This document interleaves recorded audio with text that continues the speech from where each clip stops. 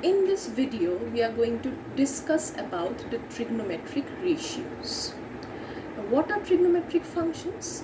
Trigonometric functions are functions that relate an angle of a right-angled triangle to the ratio of the length of two sides. Once again, they are the ratio of the length of two sides of a right-angled triangle. Now, we have six main trigonometric functions: sine, cosine, tangent, cosecant, secant, cotangent, out of which the last three are called the reciprocal functions of the previous three trigonometric functions. Now, we will define all the trigonometric functions one by one. For that, we are taking the help of a right-angled triangle ABC, right-angled at C. All of us know that the side opposite to the right angle is the hypotenuse or the largest side. The side adjacent to the angle theta is called the base. The side opposite to the angle theta is called perpendicular. Now, with the help of these, we are going to define all six trigonometric ratios, starting with sine of angle theta, written as sine theta. It is defined as the ratio between the perpendicular and the hypotenuse, or the opposite side and the hypotenuse. For this particular triangle, the opposite side AC by the hypotenuse AB. So, AC by AB.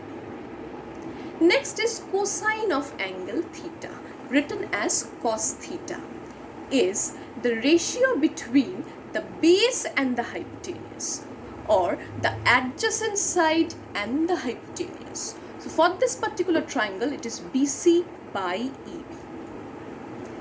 Then we come to tangent of angle theta, written as tan theta. It is the ratio between the perpendicular and the base, or we can say the ratio between opposite and adjacent sides. So here for this particular triangle, it is AC by BC. Now from this ratio, perpendicular is to base. We can rewrite it as perpendicular by hypotenuse divided by base by hypotenuse, where perpendicular by hypotenuse is the definition of sine theta. Base by hypotenuse is the definition of cos theta. So tan theta comes out to be sine theta divided by cos theta.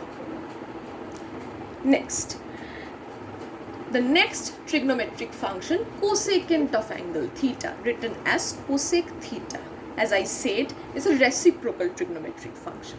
It is the reciprocal of sine theta. So sine theta was defined by perpendicular by hypotenuse. So here it becomes the reciprocal hypotenuse by perpendicular. For this particular triangle, it is hypotenuse by perpendicular. So AB by AC. Next, secant of angle theta, written as sec theta, is a reciprocal function of cos theta. How did we define cos theta? As base is to hypotenuse. So now the reciprocal ratio is hypotenuse is to base. So hypotenuse AB, base BC. Finally, we come to cotangent of angle theta, written as cot theta. This is also a reciprocal function, reciprocal of tan theta. Tan theta was defined by perpendicular by base. So the reciprocal is base by perpendicular. So cot theta becomes base by perpendicular. For this particular triangle, base is BC, perpendicular is AC. So BC by AC. Also, since it is the reciprocal of tan theta we found out to be sine theta by cos theta. So its reciprocal cos theta by sine theta is cot theta. So these are the definitions of the six trigonometric ratios or trigonometric functions.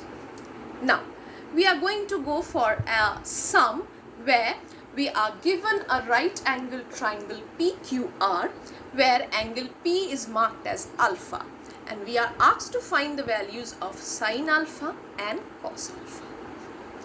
Now in this right angle triangle, the hypotenuse PR is given 13 centimeter and the side QR is given 5 centimeter. Angle P is marked as alpha. Now be careful, since angle P is marked as alpha, the adjacent side with this, that is PQ, becomes the base, and the opposite to angle alpha, QR, becomes the perpendicular. Now, using Pythagoras theorem for a right angle triangle PQR, we write hypotenuse, that is PR square, equals to the sum of the squares of the other two sides. Using the value of the side PR as 13 and QR as 5 as given in the diagram, we find out the value of PQ square, that is 13 square minus 5 square. So PQ comes out to be 12. Now for the first value, sine alpha. Sine alpha was defined by perpendicular by hypotenuse. So for this angle alpha, this is the perpendicular and this is the hypotenuse. So perpendicular QR by PR, and the values are given 5 by 13. Next is cot alpha. Cot alpha, we have defined it as base by perpendicular.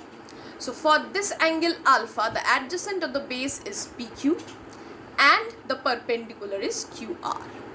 So cot alpha will be PQ by QR. So that is 12 by 5, using the value of PQ equals to 12.